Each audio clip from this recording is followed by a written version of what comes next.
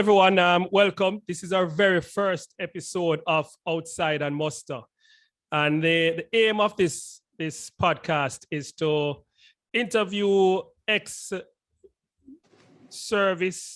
members of the JDF who would have served quite a distinguishable career, and just to see, where they are now in life, how much they've done, what the JDF has done for them, their contribution and all of that. And it's meant to be a very frank, open discussion, whilst we just delve into the live and learn a little bit more about some of our former JDF persons, ex-service members who have done distinguished service, as I said before. So with me this evening is WO1 Leon Bennett, man popularly known as Mancini Bennett. Mancini, welcome. Thank you, sir. It's a pleasure to be here. I say Mancini, I could not have any other first guest for this program, for this podcast. And it's good to see you, Mancini. Yes. Some of us would say that you haven't aged a bit. It seems as if you're getting younger. Those genes that you have, you need to, I don't want to say you need to pass it on. You probably have already. But you probably need to tell us what are the other secrets that you have for keep looking so young and fresh. But I won't go through a preamble. I'm going to ask Mancini to introduce himself, and then we'll take it from there, Mancini. So, when did you join the JDF, Mancini? Yes, my graduation was on the 6th of June, 1979. And that was at 3JR. I first joined at the reserve at 3JR, yes. Yeah. I'm in 79, yes. 1979. Yes, 6th of June. Yes. I'm afraid to say how old I was at that period in time. But what led you to join in the Jamaica Defence Force, Sir Bennett? Well, so I was in first I was in Cub Scouts, and then I went to Scouts, and then cadets. So from Scouts, it kind of led me in the direction of the JDF. The camping and the marching and all those stuff, just was all over me, apart from just being in the JDF. That was the only thing that was left. So I went from Cub Scout to Scouts, then cadets, and the only place that was left for me is the JDF. I don't think I could go anywhere else and be comfortable. Boy, I tell you, that seems to, for some persons coming out of your time, was a very straightforward move. I know that whilst I serve, I had quite a few of my friends and colleagues who probably never went Cub Scouts, but definitely cadets. And you could see in their demeanor, you could see how well they adapted and were properly indoctrinated as well. But you went to the reserves in 1979. And what was it like in the reserves in 1979? Well, it was let me see. It was good, so for me, because then I didn't know anything else apart from the reserve. I first joined to be not on the call out. I end up on the call out, but I joined then because I was working at the Teachers Co-op Credit Union. And in 1979, when I graduated, then came 1980 elections. And you might have heard that election was a very tall order.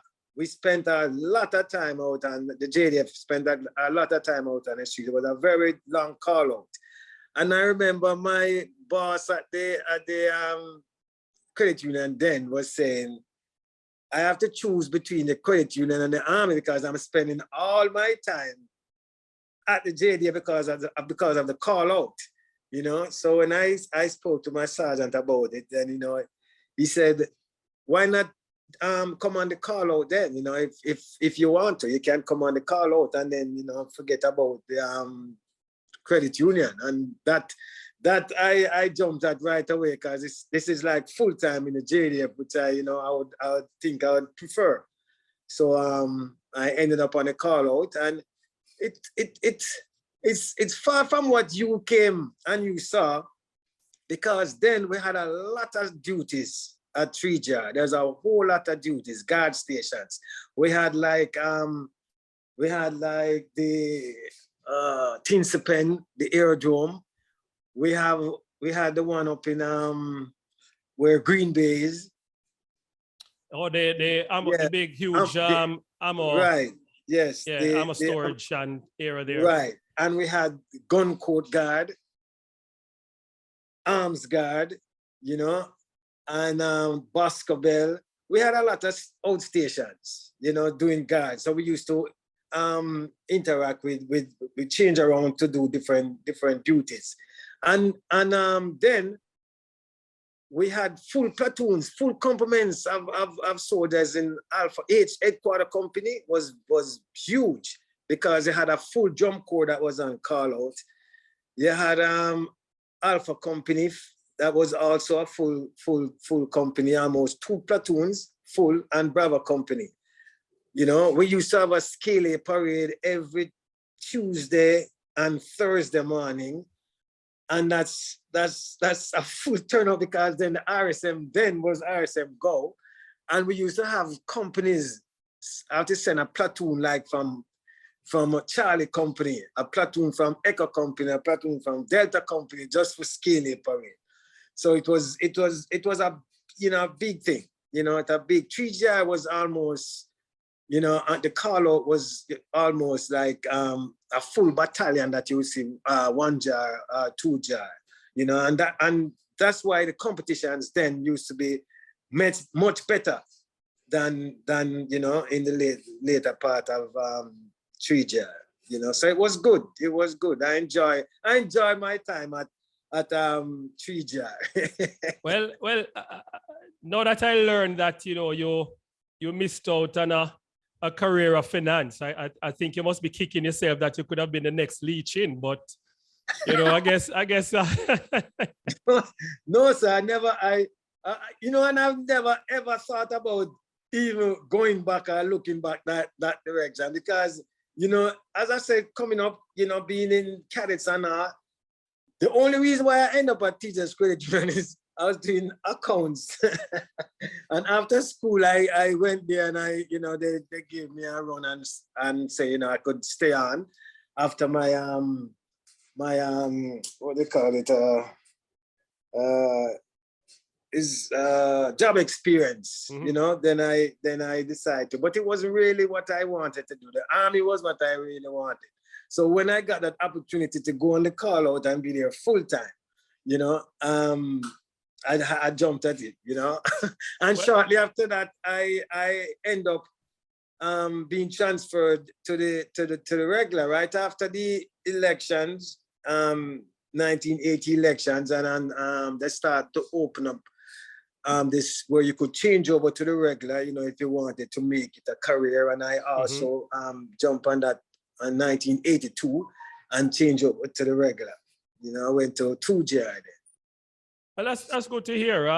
You know, some people will say that, you know, once you're a soldier and you can't count past 30, which is just a platoon strength, and it makes no sense to go any further in a finance. So once you learn past 30, then, you know, it was probably too late for you. So I see it was a good move. But yes. at the time when you change over, what rank were you? A Lance Corporal. Okay. So yeah, I went to Newcastle as a Lance Corporal, and I graduated from Newcastle, because then when you change over, it's not like now where you just sign a document and you change your berry. You know, then we had a full intake. It was intake 44. Mm-hmm. And yeah, and it's about 160 of us went up, you know, and the training was when not all the way from being a recruit, but you know, we did about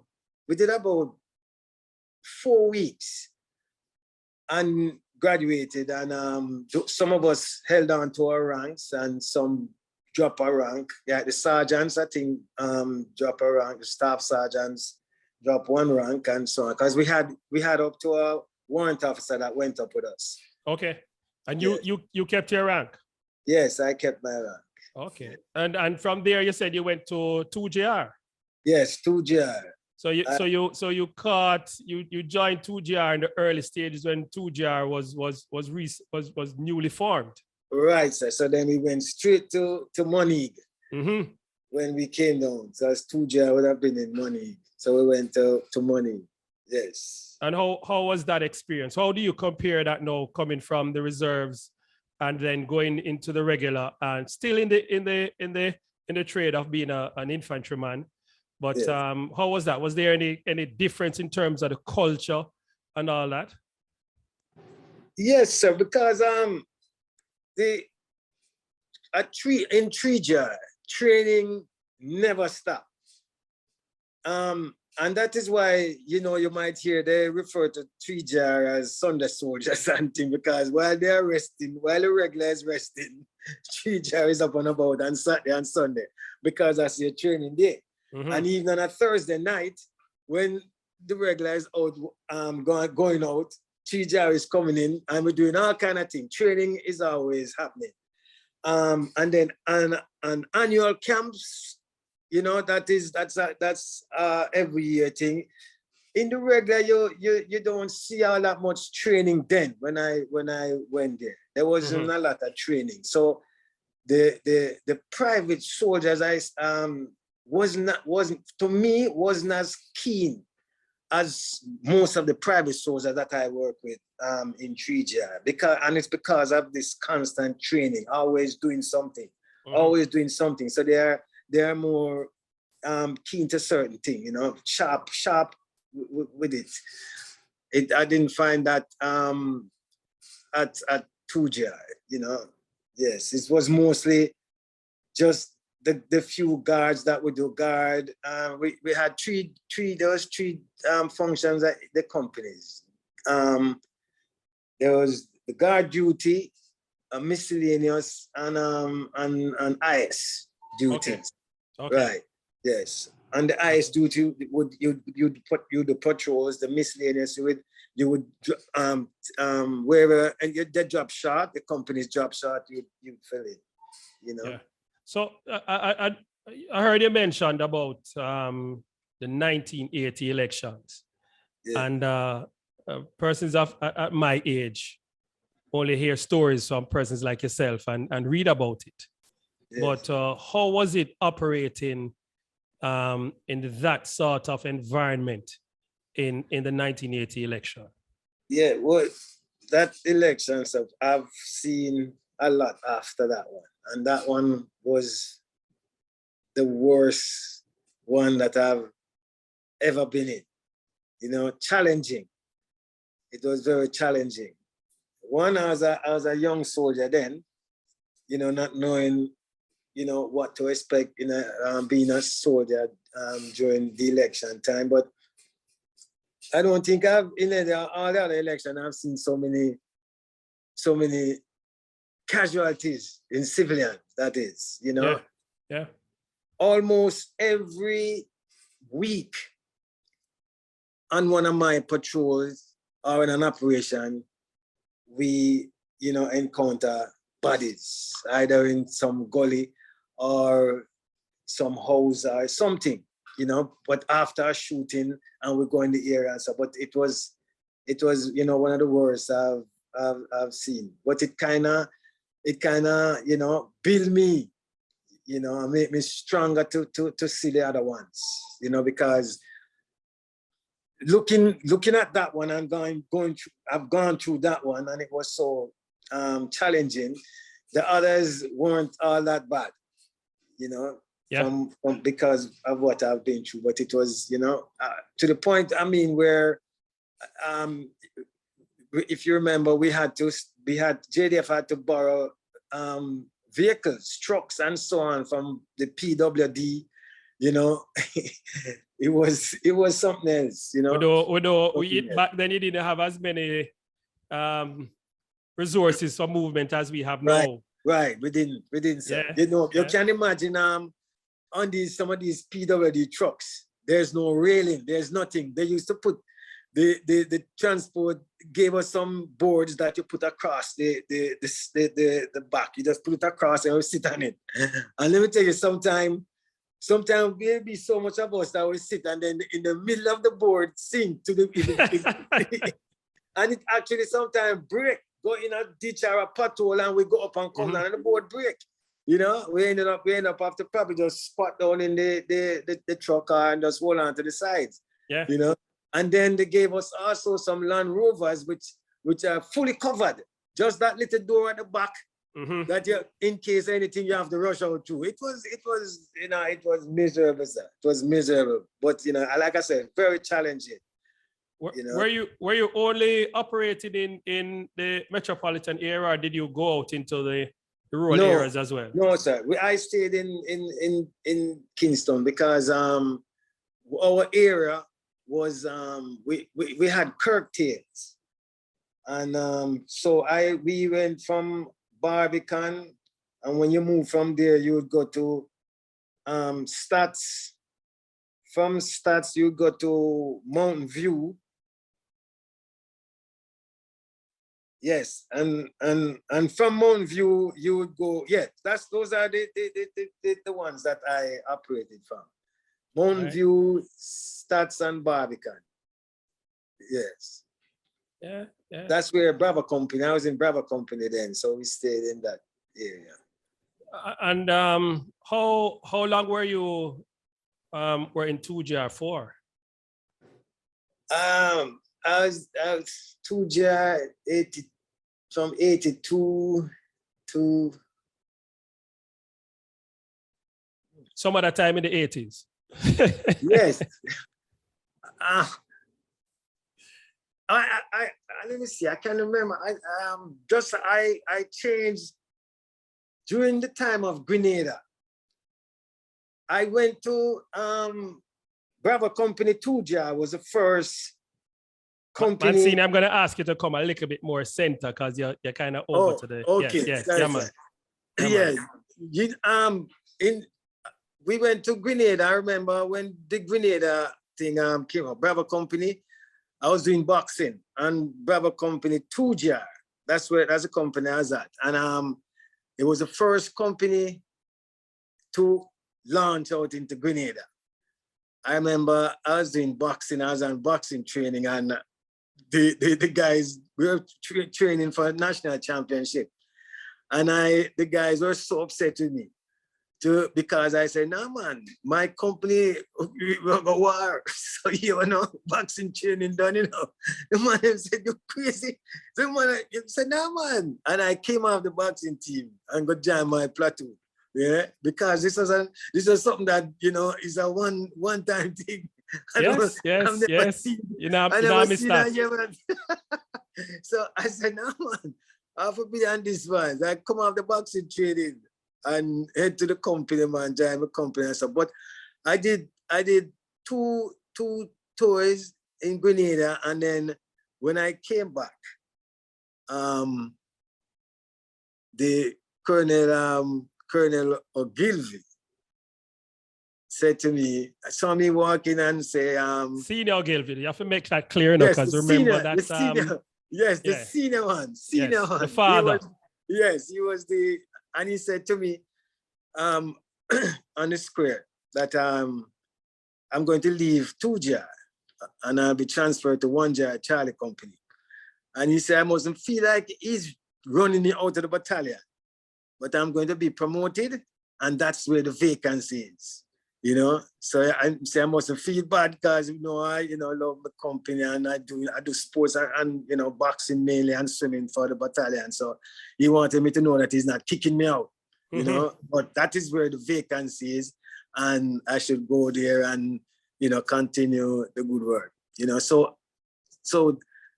then as soon as I went to Charlie Company, I went right back to Grenada, and then we start to cool down from Grenada. So it was in that time that I left Tuja. I can't remember exactly how many years right after that was. You know, I should have. I'm a secretary, she's not even doing the checks for me. But you see, you also mentioned operating outside of our geographical boundaries, and you know, as a commissioned officer as well, is one of the things I really looked forward to, the ability to operate and command outside of our borders. So I know you said you went there as a Lance Corporal, and Yeah. that event itself was a very historical event for not only for the country of Grenada, but also for Jamaica and the JDF with our deployment, but the region as well. But Yeah. how was it like when you went to Grenada then? Well, you know, sir, I must tell you that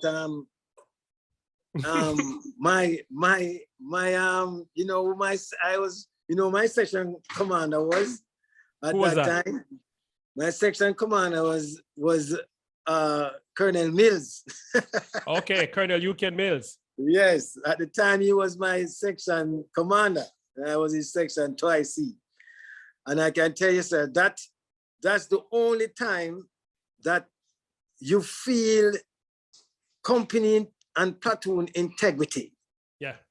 You have your OC, you have your platoon commander, your platoon sergeant, your section commander, section 2C together all the time. There's no movement without the platoon come together, the section come together, you know, full integrity. You're not borrowing a one man and you see him today and then you don't see him tomorrow, or a sergeant come today and you don't see him tomorrow. Just like how we left Jamaica with the platoon, your platoon sergeant and your platoon commander and your section commanders and 2C. It was kept that way to the full operation at in Grenada and coming back to Jamaica. So it gives you this tightness, this togetherness, you know? Yes, that even in Jamaica, you'd have that, but it wouldn't be all that much, you know, as in a country where, as my section commander would say, every time we go out on the road, you hear them saying, "Go home, Jake, and go home. We don't want you here, go home."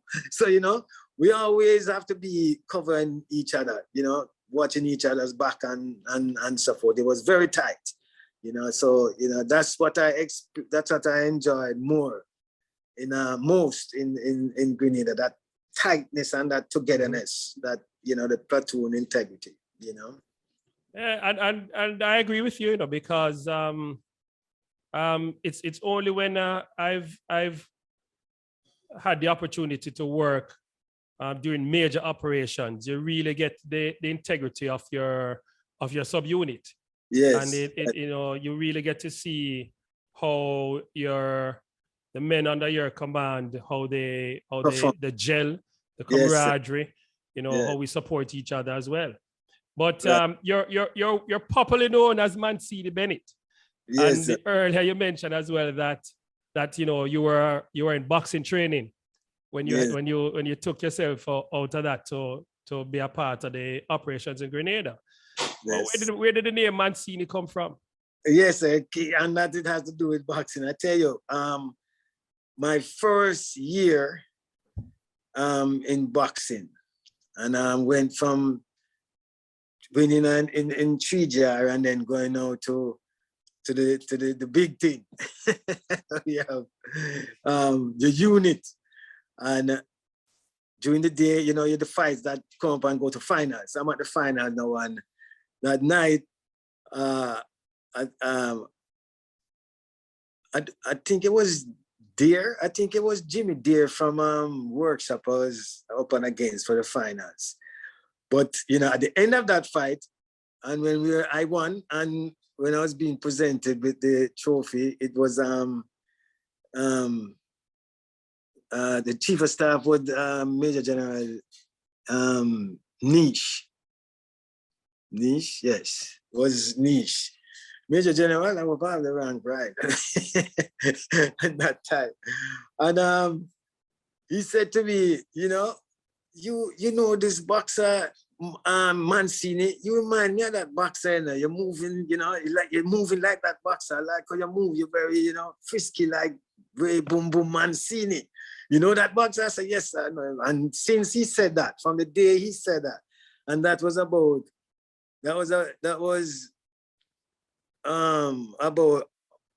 August or September of 79. And up to today, you have soldiers, you have very senior officers that don't know me by no other name but Mancini. My CO has never called me Bennett. Never. I know, and we know how nicknames go in the force, because Right, sir. sometimes you're out, having interactions or chatting with your colleagues, and you're trying to recall the name of a soldier, but nobody knows the soldier's right name. But once you shout a nickname, everybody say, "Oh, yeah, I know that man, I know that lady." Yeah, right, so that's how it is with me. I tell you, a lot of people don't know that my name is actually Bennett. They even I've almost even gotten arrested once by the regimental police for failing to book out of camp. Because I was just passing the gate and I gave my regimental number and said, book me out to the police. Police right say, yeah, just give me regimental number.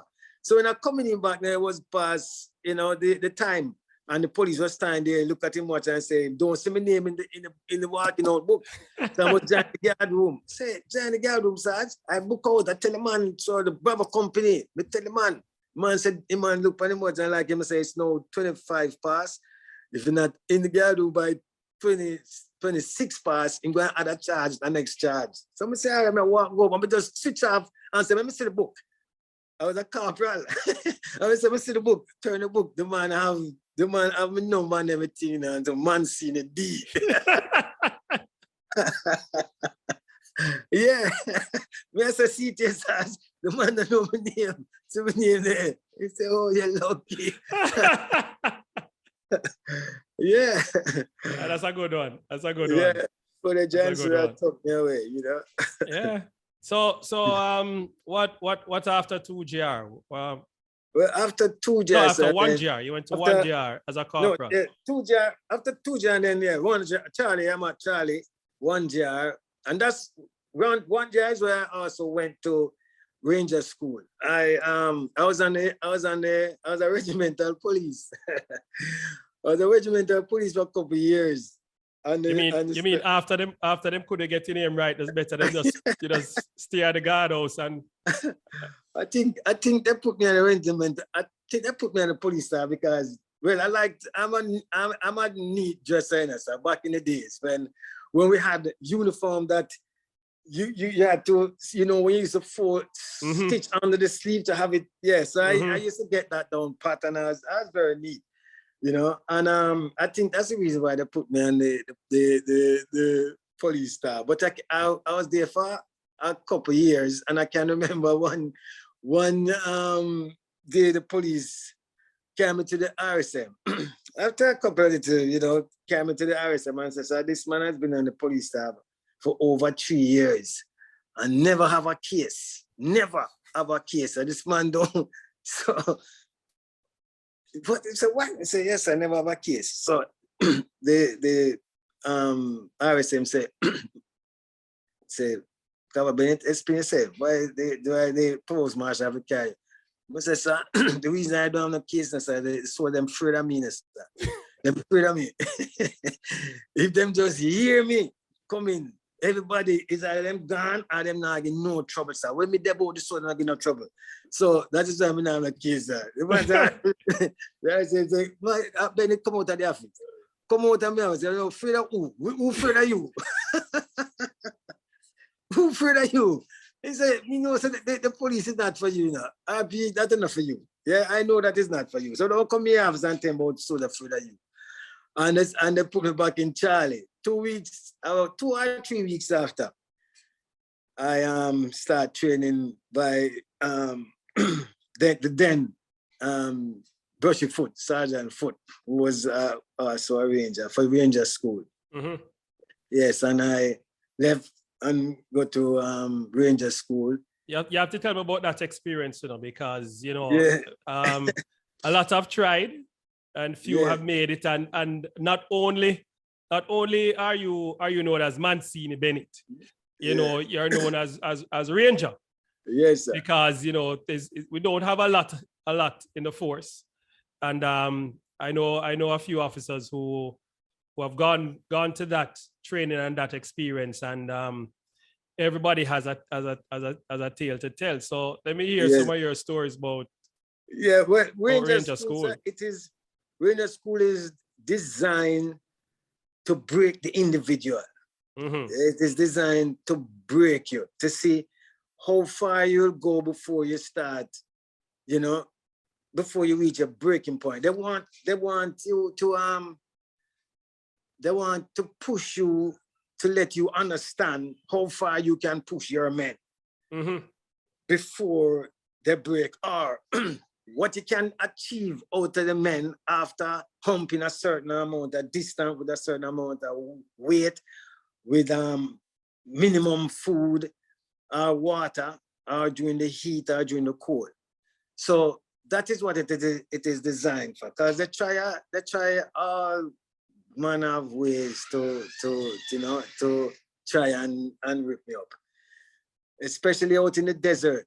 When I went to Utah, for some reason I don't drink water as much as they drink water.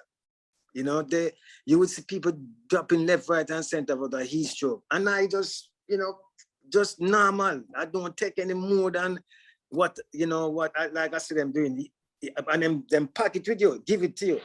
So I used to trade my water. I used to trade my water for we call them porgies. We used to trade my water for give me some biscuit and cheese and thing, and I would give you some water, or give me a chocolate and your thing out to your pack. Because that give me energy. So I used to trade it. So them always say, why how come me always end up with all this food and all these things, So them always they're always trying to find something, to see how far I'll break. But it was like, the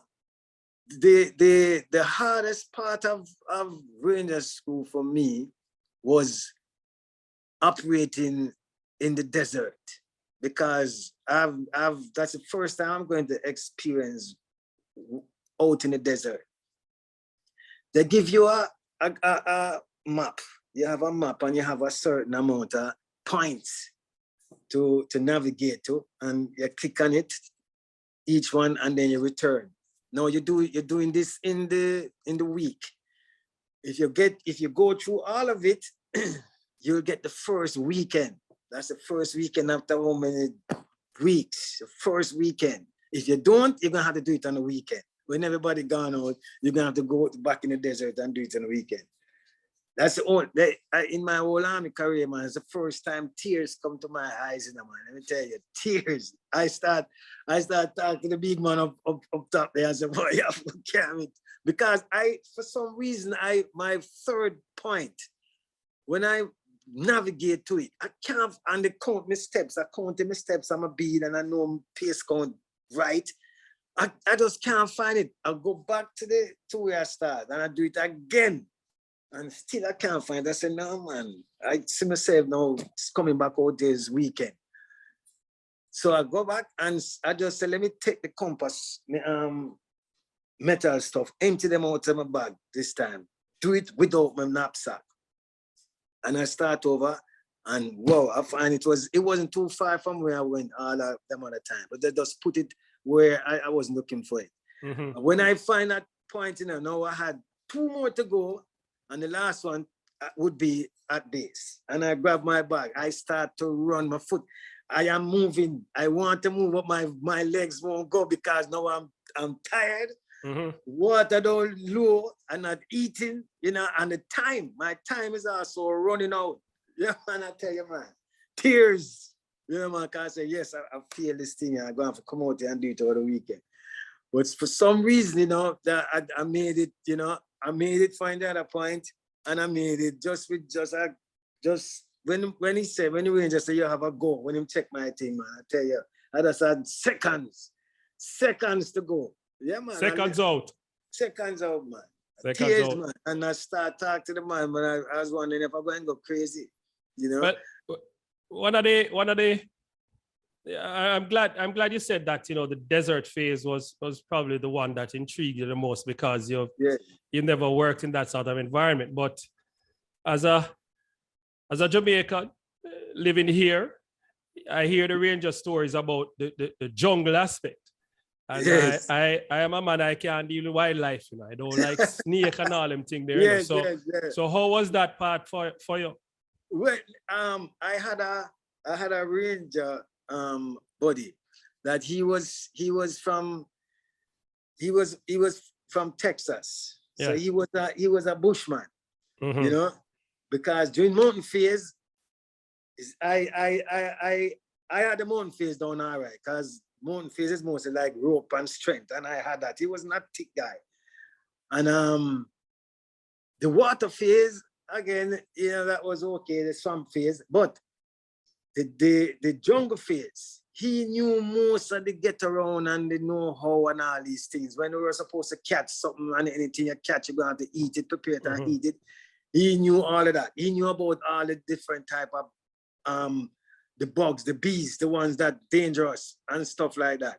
They gave us a kit, a bee sting kit. There in where we're operating in Lumpkin, there's a bee they call the yellow jacket, you know, and him said those are some terrible bees. But like I said, it wasn't so hard for me because he knew the woods, you know. He could tell you, him say something like, we're walking down, him say, stop, and we listen. And him say, don't go that way, come on that way. You hear that? And he would tell you, say, it's a type of snake or something that, you know, yeah, but he was that good. So the jungle phase was not a lot bad for me. Only the nights when we had to sleep, you know, that was kind of scary, because I remember one night I was laying down, I felt my head moving, you know, the knapsack and everything was moving. So I said, what? No, man, it's something I couldn't turn on in the light because, you know, we're out in I couldn't turn on my flashlight or anything. So I tell him that, ain't no, man, something underneath here, man. So he said, nothing, the only thing can come here, says probably a turtle or something like that. Or, you know, it was some warmth. And so said, that's what it was. It was when we clear the leaves and so forth, it was a turtle just laying down there, you know, just decide to move. But you know, he was good. McGuinness was his name. So, he was a good Ranger. So what was that feeling like though, you know, having accomplished, you know, completed that course and becoming a Ranger? Well, when you're competing, so when the pin on that tab on you, and in Benin, after Florida, and you go back to Benin. When you're going back to Benin, I tell you, you feel like a Superman. You feel like a Superman, so because listen, before we go to Ranger School, and we in Fort Benin, and we walk around in Fort Benin House now. You know, guys will say to you, they will see that from Jamaica and say, yeah, what you guys up? You're going to jump school?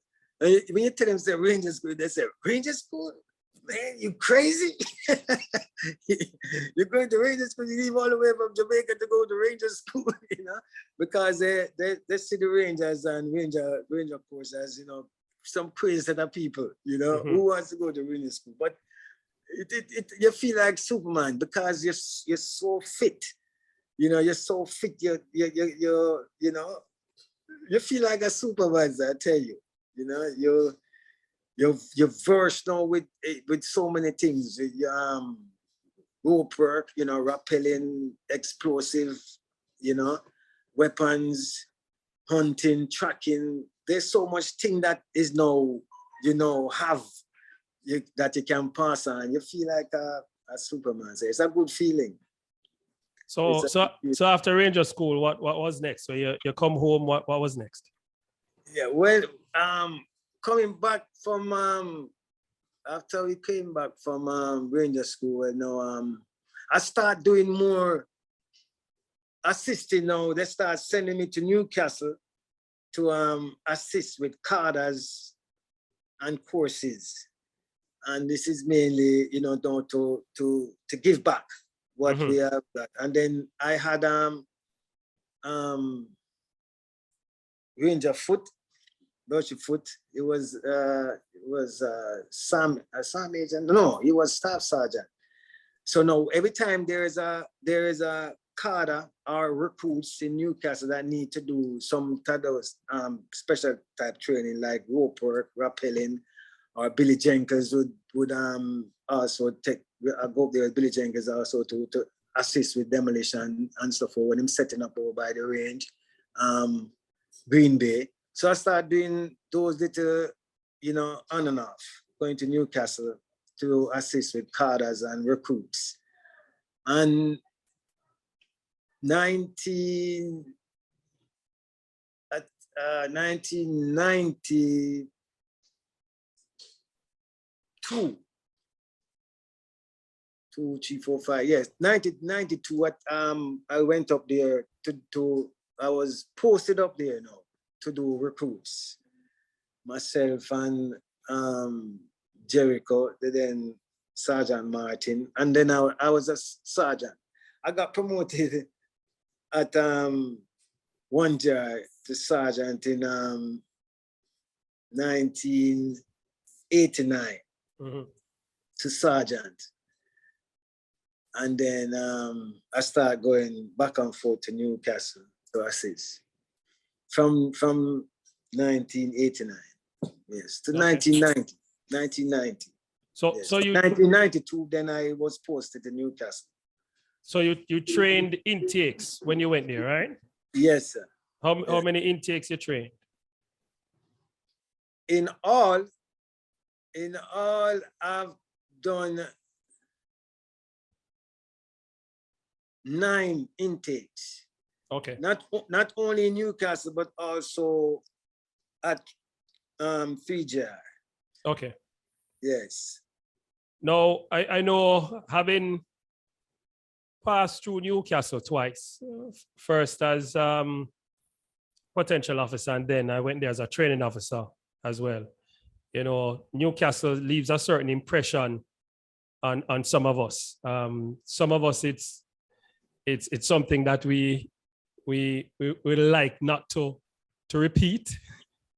but how was your time there as an instructor? Yes, sir. I have said this more than once, that if they had left me in Newcastle from that time up until when I retire, I wouldn't regret, because, you know, it is a good feeling when you get raw recruits. You know, like we'd say slime, and you know what I mean when I say it, slime. Yeah, and then at the end of it, you know, as Colonel Barkley would say, you see the metamorphosis from the caterpillar to a beautiful butterfly, and you see those men passing out, you know, at the end result. And then again, so I had a team working with that. In Newcastle, it's like a clockwork. Nobody had to tell you what to do. Nobody have to remind you what to do. It's like a routine. From an intake comes up, it is clear what is next, what is next, what is next, who is next, what is next, who is next, until the end. You know, I had a team, myself and Sergeant Martin. I had people like Lenny Ingram, Spencer, Forrester. You know, that's what my team was like. I had corpers like at one time, Lyside came up there and joined us, Tanker came up there and joined us. I had some good people working with in Newcastle. So it was like clockwork. I don't think I've ever had a bad moment in Newcastle. And from that cohort, it speaks to the caliber of persons you are with, because, you know, I know all the names that you've called, and barring one person, most persons, everyone else made it to WO1, became an RSM of some at some point in time throughout their career. Right, sir. Right. So Yes, it speaks to the not only the individuals, but also, you know, what happened there and how that experience there managed to shape a lot of persons in the JDF. Because it's something we've seen traditionally as well, that a lot of the instructors tend to move on to continue to give distinguished service and be quite reputable with it throughout their career. So that was one phase. What next? What next after depot? Yes, after training depot, I got promoted in 1995 or 96 to the rank of staff sergeant, and I was transferred to back down to 2JR Alpha Company as a color sergeant. You know, to me that well, I don't like that rank, you know, so it never that rank is what you call bulwark rank, you know. Yeah. Staff sergeant is the be all end all, the crooks. Right, you know, sir. solve all the administrative problems and support everything. So yeah, I know, but some people love it. You know, they like that sort of thing. But when I was coming up in the army, I always say I want to be a staff sergeant. I don't want to be a color sergeant. I say staff sergeant deal with old pat and pan and old clothes and boot and all that. That's what they always say, you know. So I said, boy, no, I don't want to be no color, I'll be a staff sergeant. But you know, I came down as color sergeant at Alpha Company, you know, and I tell you, when I came there, the most senior person in that color store was a private soldier. I think his name was McNish. It was a private, and this man, I don't know nothing about color work. I've done training and all my time from in the JDF. Training. I've never even spent any time in the store doing anything. So I don't know nothing at all about color work. So, but that private soldier taught me everything that I need to know about being a color. To the point I said, no, this man cannot be a private soldier and know so much about the stores and all in books up to date. And I said, no. And I went over to the OC and said, sir, the man has done his card, yes, and I tell you, I don't see no reason why this man can't be a Lance Corporal. And I spoke to it. It was Steinrad, yes. And said, make me have to do something. And it, you know, he did promote him to Lance Corporal. But I tell you, that man was so versed. When I take my books down to then Maddox was Sergeant QM, which is the QM now. Maddox, you know Maddox, which is Alric. Yes, when I take my books down to the man, nothing is off. He must say, man, seen a long time at this work. I say, long time I do all the Lance Corporal, I do all of things. I don't know nothing about God. He must laugh and say, no. He don't say, I have a clue. Because he must tell me stuff, and I say, look in the book. You have to look in the book, you know. And everything was on par, the Lance Corporal, you know. So I say, he was a really good lad. You know him in job, you know. Mm-hmm. And then I was even that when I was there at color, I find myself also leaving out the Alpha Company to do training when the battalion have training. Like if they have anything that have to do with rappelling, watermanship or so forth, I find out that I'm leaving the store to go do stuff like that, you know. So that never worked out well at all with the OC, you know, because exercise not me sending myself in the paper combat and headquarters, and they said I should go and do it, but they never like it anyway. you know, I tried to explain to the CEO, but never work out right.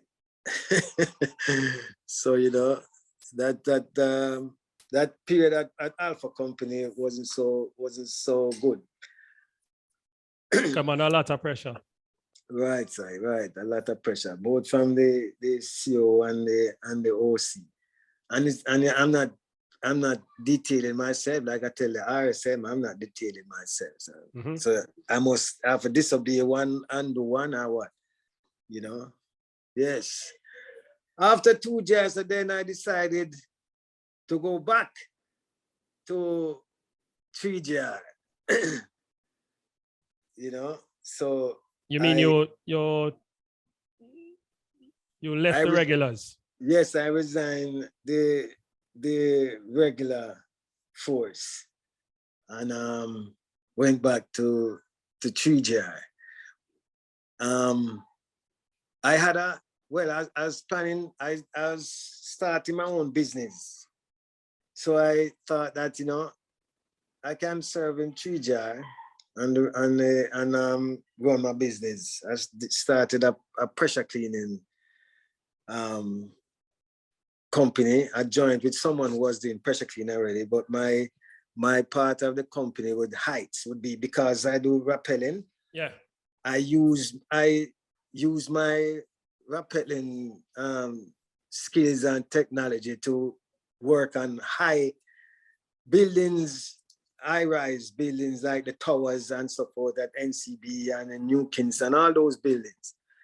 We paint and the pressure cleaning the windows and the walls and so forth. And the reason why I was able to get that company off the ground and doing good was we didn't use a lift like what most of those people was doing at the time. They use a lift, and that would take, just to set up that lift and start, we would have complete that job with that side already, just coming down on the rope. Yeah, and I use same soldiers. I use the same soldiers to come and work with me on weekends. And for some of them, it was not a job. They just like coming down the side of the building, you know. Yeah, I have soldiers just see you out there working and just come out there and just want to go down, just give him a go down on the building, you know, just to say he has, you know, come down on that building. One of the persons you may know is, you know, Rambo. Yeah. Stuart. Yeah.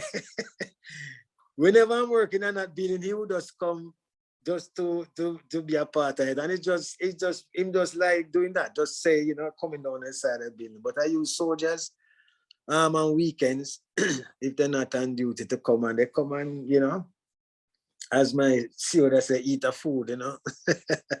But it came off the ground, and I said, well, I could get that going, and at the same time still be a part of the JDF. So I decided to resign the regular and head down to 3GR.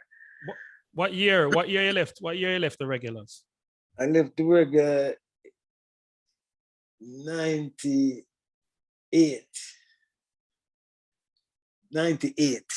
Okay. Yes, 1998. My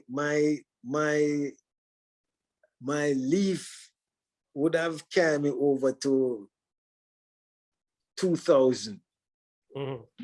Yes, because, you know, in Newcastle, when you're Newcastle, because you have said you have worked in Newcastle, we as instructors, we don't normally take leave, because, you know, when recruits come to Newcastle and they pass out, the entire staff get time with the Newcastle, with the recruits, which is like 2 weeks. So it's, you know, and sometimes you take leave, you throw off the whole balance, you know. So I accumulate a lot of leave. Most instructors coming from Newcastle, you know, accumulate leave.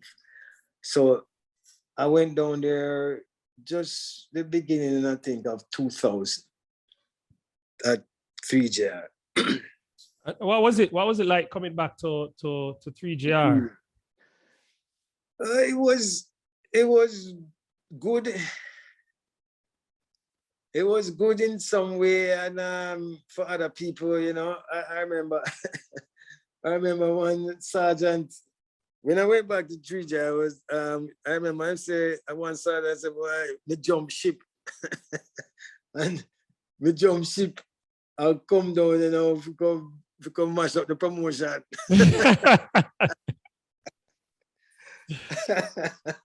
You know, but it was a good feeling for me, sir, because that's where I started, and being able to go back down there now, and this time, at this time I can give more, I can give back a lot to the men down there. So you know, it was good for me. And I went when I went there,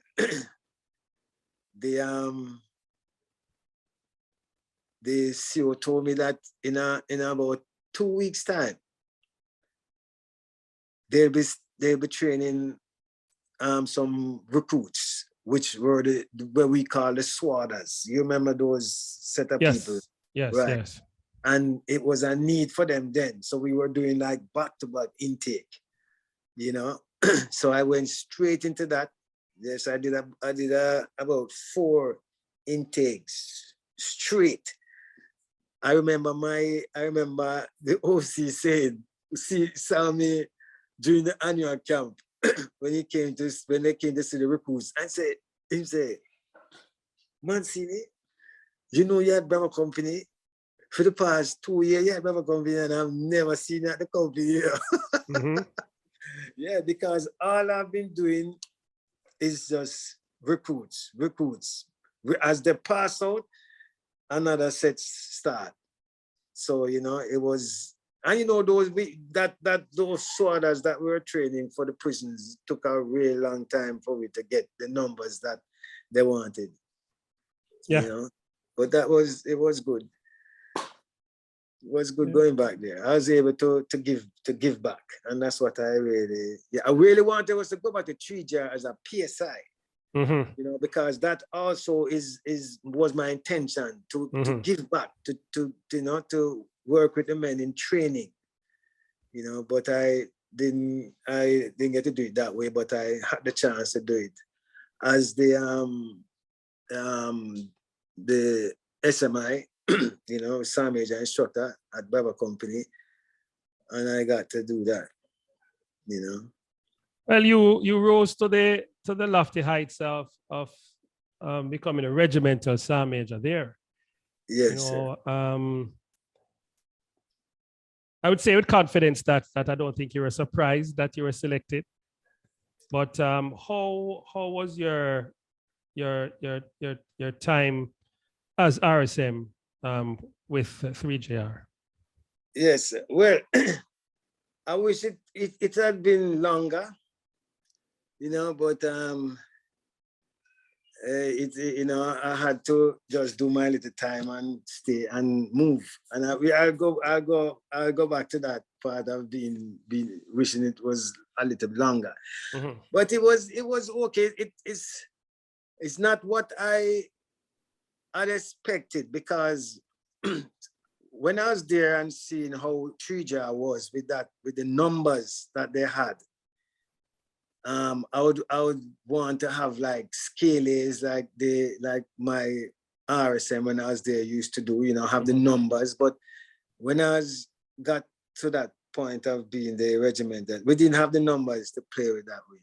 You know, if I wanted to have anything resembling a scaly, it would take a lot of planning, you know, and I'd have to have people who stay back on some duties to allow even a small group of men to come together from the different unit like Delta Company, Echo and Charlie, to come into Kingston so that everybody can, you know, the sergeant and the Sergeant Major can get the drill together. Everybody's on the same page, you know.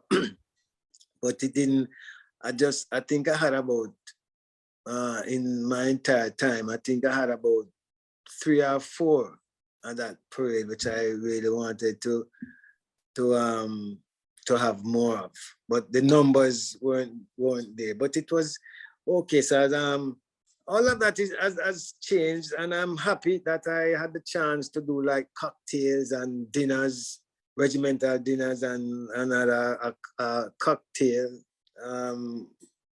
you know, before the gate was closed and those things, because I don't see that happening again for now. Not as often as it did in the past. As it used to be, right? So as you look back on your career, your time in the JDF, what is important to get from you as well, and for those who would be watching and listening into this podcast, do you have a list of persons who, I would not say mentor, but were quite exemplary, things that you learned from them, you know, the enlisted members, the sergeant majors, and other persons and officers, and who are those persons, and why would they be persons that you deem necessary to, who are exemplary in their conduct and for their time there?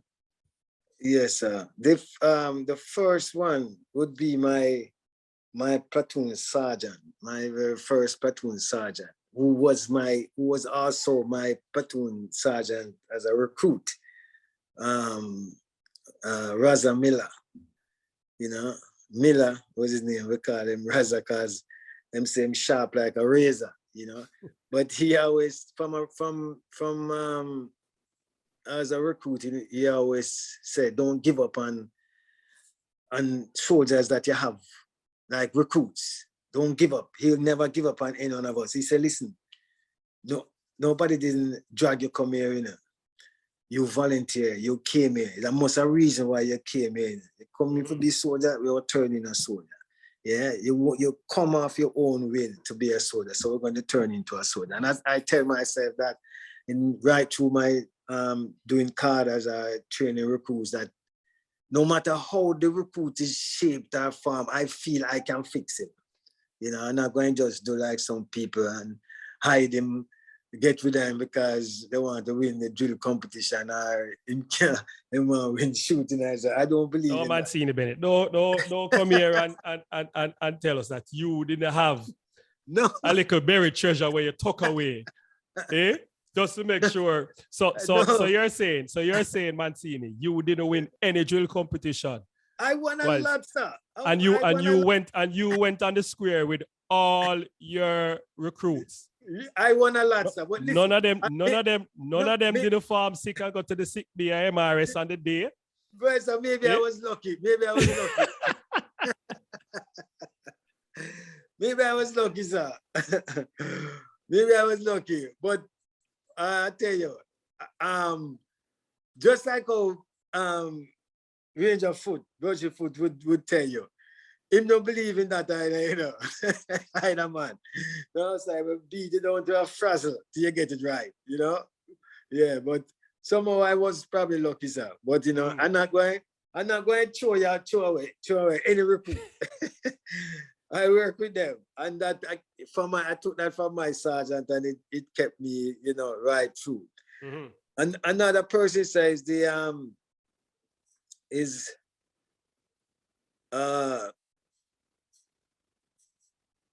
my commanding officer, one that I learned a lot from and done a lot of years with him, is Colonel Bennett, otherwise known as the Goon, John Bennett. I mean, he was, to me, that's the best command officer I've ever worked with. You know, and I learned from him, you know, to stand up for your men. Stand up for the men under your command. Him say, you're not going to support. When a soldier get into the problem out on the road, no matter what the problem is him get himself into, you're not supporting what him do, the soldier do, you know, for throw him away. You support the soldier.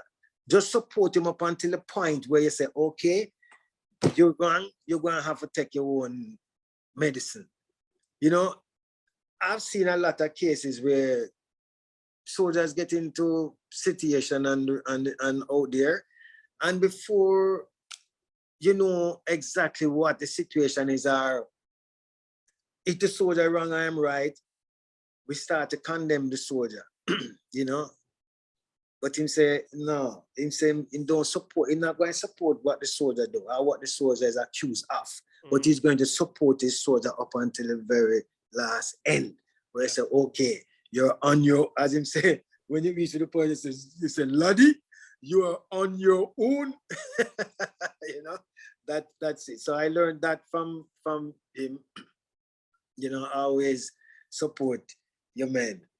And another person is like my section commander then, and who came up to be also one of my command officers was Colonel Mills, is where training is concerned.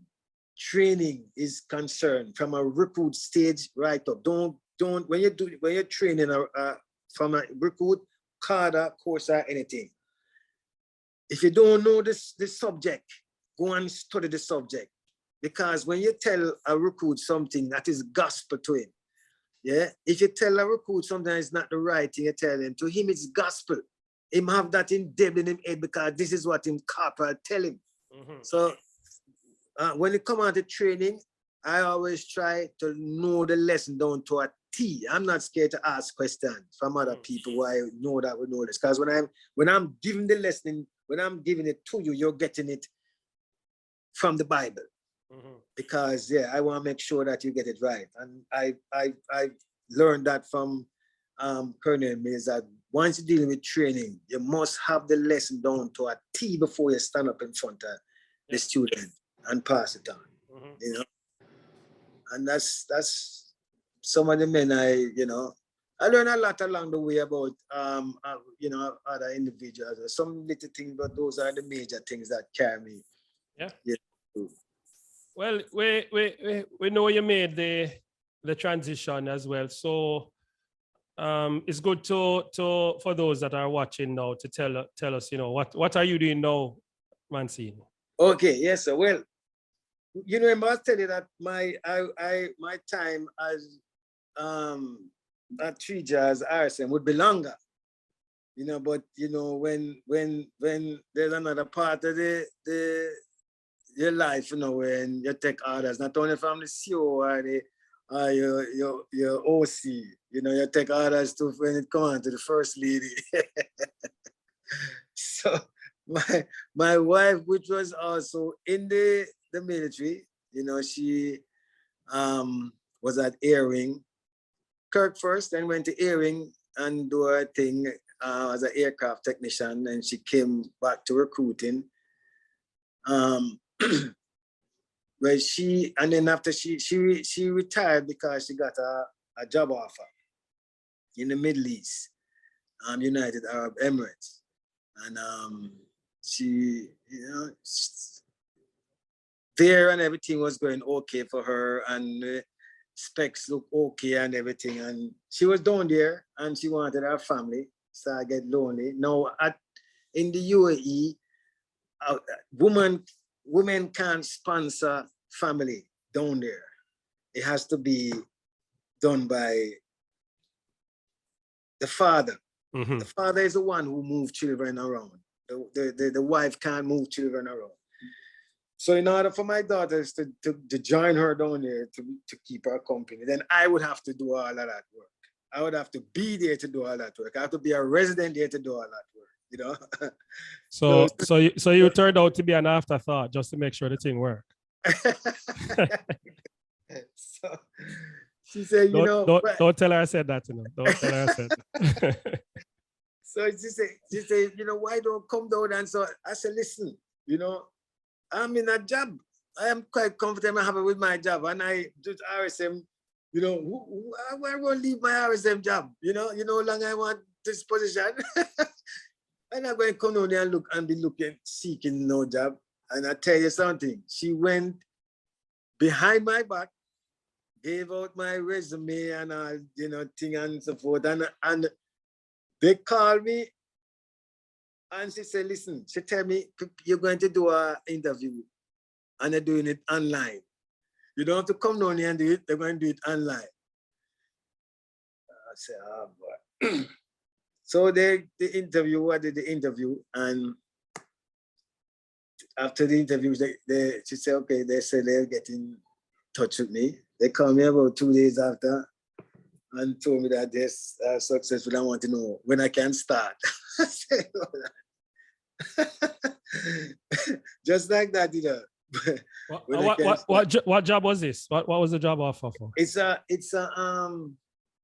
with global aerospace logistics. It's a company that offers contract to the government. Let's just say I'm going to do the same kind of work that I was doing when I was in the JDF. You mean drill competition?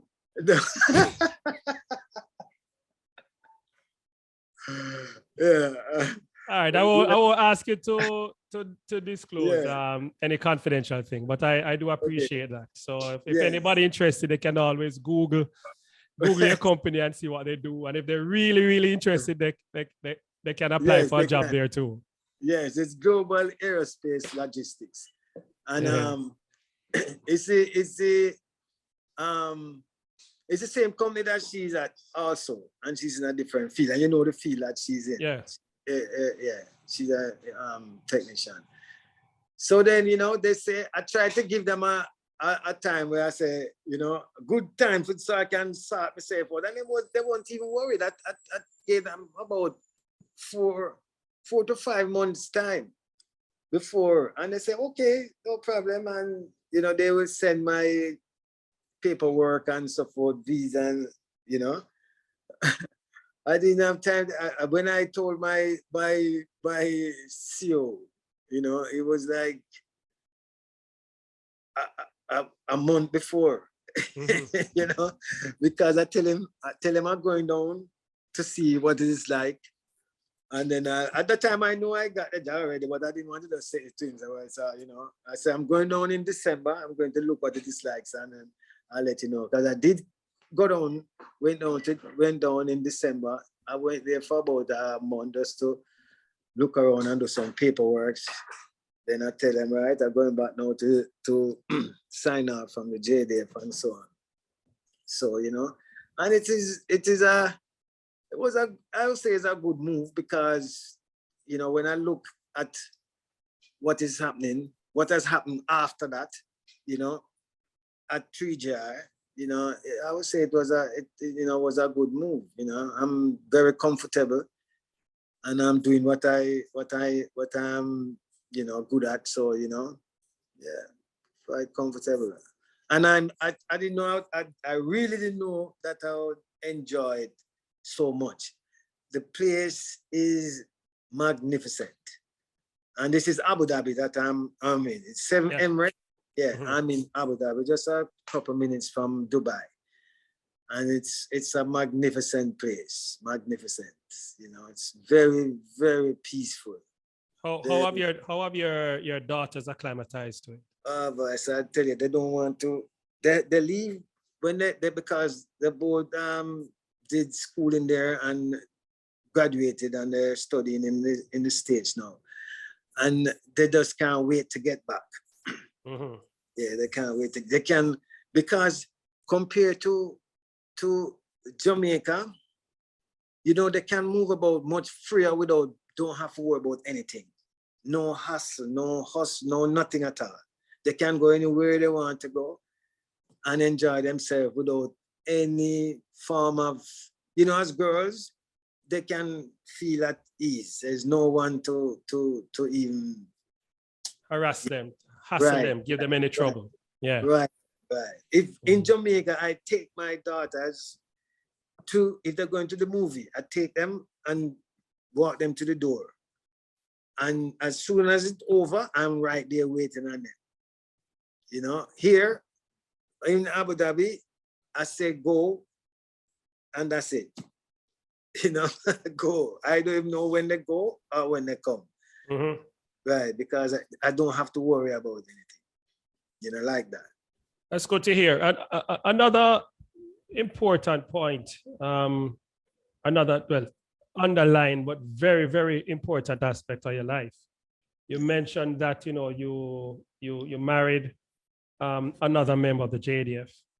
Yes. And I'm always very, very interested and intrigued by how military couples, you know, manage their affairs of family life, especially with how demanding the work can get in the JDF, and to really ensure that someone is there looking after the kids and being there for them.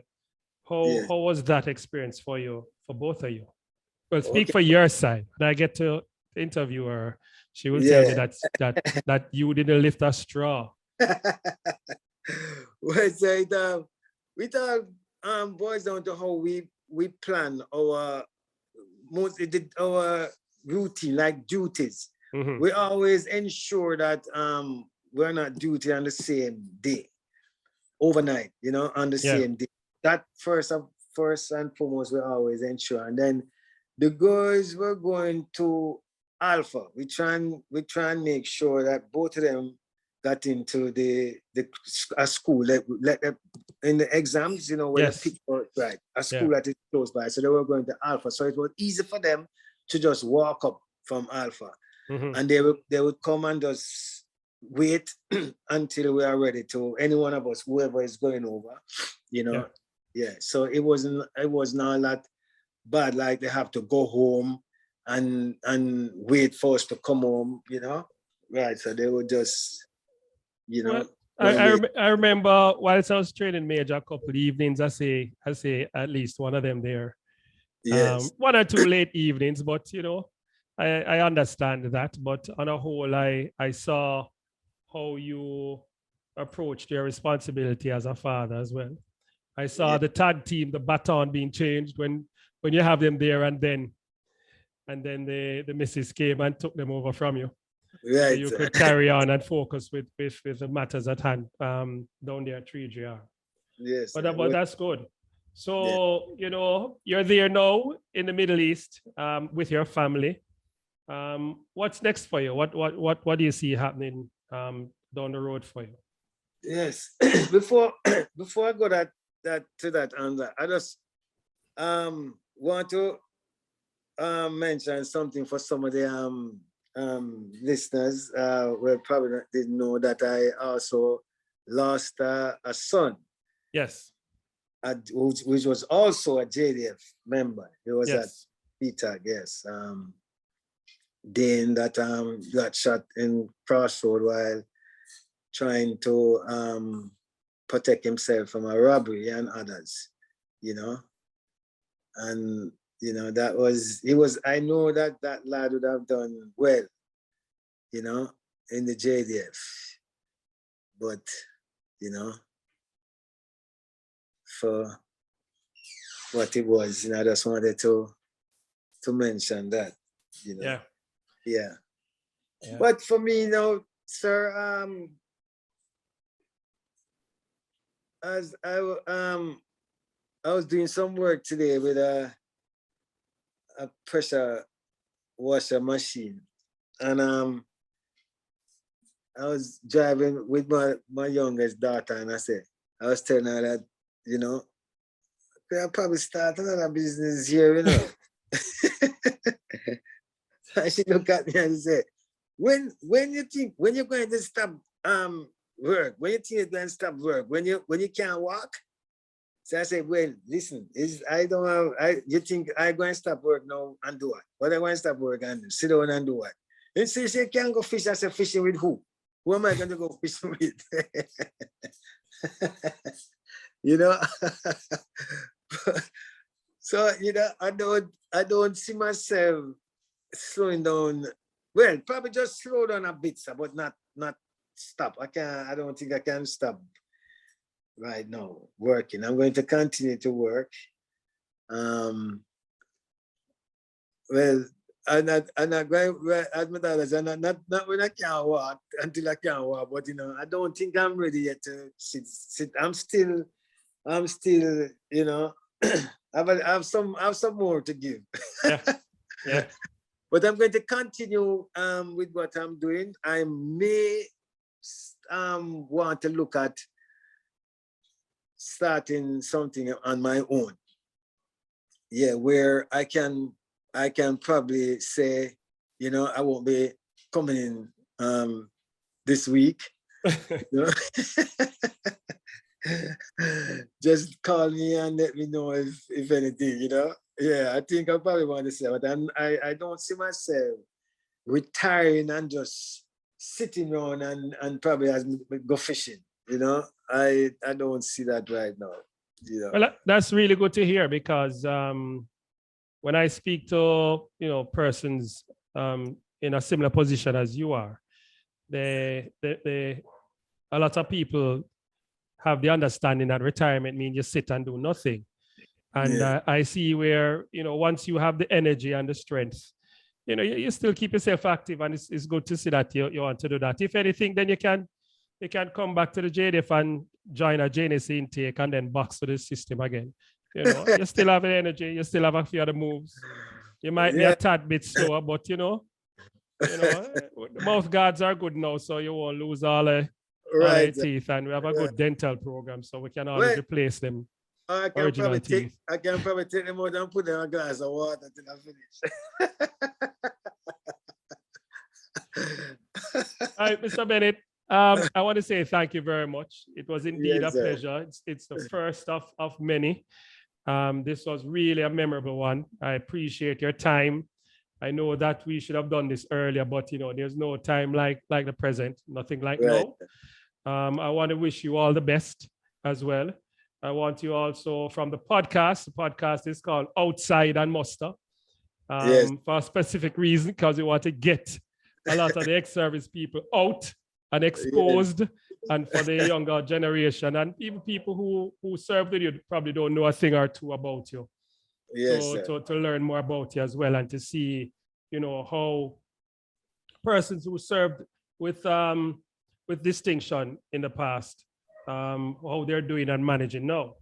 And so I'll have you say a few final words to a lot of our ex-service members out there, and also to a lot of persons who are serving now and looking to make that transition to civilian life. You know, just a few words for them, please. Thank you. Yes, sir. Well, I've never thought given being outside as a civilian much thought, because you know, when you're there in the JDF, you're not really looking. I never really look on the outside, because I keep telling myself that whenever I leave, whatever I put myself into, I'm going to do just as good as I've been doing in the JDF. You know, so it is not scary. You know, as a lot of people think that, boy, you know, being a soldier, we know just, you know, drill weapons, or, you know, but it is the same way you apply yourself in whatever field you go, just like how you apply yourself in the JDF, you know, because I thought that it would be a challenge, but once you get yourself in the right area, that's what you also want to think about, getting yourself in the right area, somewhere that you can feel comfortable, you know. And then that's why people look at you and say, sometime after you leave the JDF, like you take off a whole lot of years off you. And it's because that you put yourself in a comfortable situation, a comfortable environment. Because this is when you leave the JDF, you want to kind of cruise now. Cruise on down, you know, not full stop or slowing down, but just cruise, you know. And I'm doing that. And most of the ex-people, you know, what you have to do also is get with your friends. That's very important. Get with your friends. I always keep in touch with all my friends just the same way. And anywhere even down in the Middle East where I am, I'm the person who call the muster. I'm the person who say, listen, next week, Friday, my house. Yeah, and I call everybody and say we sit down and we talk. Because we have a couple members from the JDF who is also down in in Abu Dhabi. People who serve in the JDF, they left some of them at the early stage. I think they and a couple officers as well, you know. And we always shouting each other. So it's always good and important when you keep in touch with friends. Some people who you can relate to, who you can sit down and laugh and talk with, you know. And like we say, cuss the work fool and curse the work or whatever, you know. We laugh and talk, and that is very important, you know. And basically that's how I keep going. So I keep my friends, you know, and keep meeting them and support and getting some kind of a organization or you know, one of these chat group where you can really say something every now and again, you know, laugh and talk and keep in touch. I was in Ireland the other day and I saw that I haven't seen for years, over 20 odd years. Staff Sergeant McLean, he was the PTI in one jar. Back in the days when you only have one PTI in the battalion, one PTI for one jar, one PTI for two jar. And we talked for just a brief while because he was working, and I tell him, look, I'm going to have a link up because these people need to see you. And then the 2 weeks after, we organized a little group thing with Major Jackson. You know Major Jackson, we call it Action Jackson. I've heard the name, yes. Yeah, and Colonel Lecky was there too. Oh, is it the pilot? Yes. Yeah. No, he was there too. Yeah. And we had a good little link up with Mr. Gokul and his son. Oh. Yeah. And we had a nice link up, and when I bring in the man and them see this man from almost years, they have never seen him either. And even though we're right here in Florida, but you know, you have to keep your friends, you know, keep active with your friends, laugh and talk. You can't get, if you decide to stay by yourself, man, it's going to be lonely, you're alone. Going old lonely is not nice, you know. No, right. So for me, that's what keep me going. So I just keep in touch with everybody. Yeah, you know, that's good to hear. Positive. Let me just declare to Major Jackson that I completely forgot to his Action Jackson, they call him. So I don't want him to cuss me and say, oh, young Marlon, don't remember who he is. Yeah. But thank you very much again. And yes, it was a pleasure, sir. Thank you very much. Don't jump off the line. All right. Thanks. Okay, sir. It was a pleasure. All right, ladies and gentlemen, thank you very much for the very first episode of Outside and Musta. We have a lot more lined up for you, where we will, again, as we say, get the opportunity to sit and meet and chat with ex-service members all across Jamaica. We're not only focusing on enlisted, we're looking at commissioned officers, quartermasters, persons who served in the reserve, both male and female ex-service members as well. So thank you very much again, Mr. Bennett. And we look forward to seeing you soon back again on the rock when you manage to take yourself away from that lovely place that you are now and doing well. Thank you. Okay. Thank you, sir. Yeah.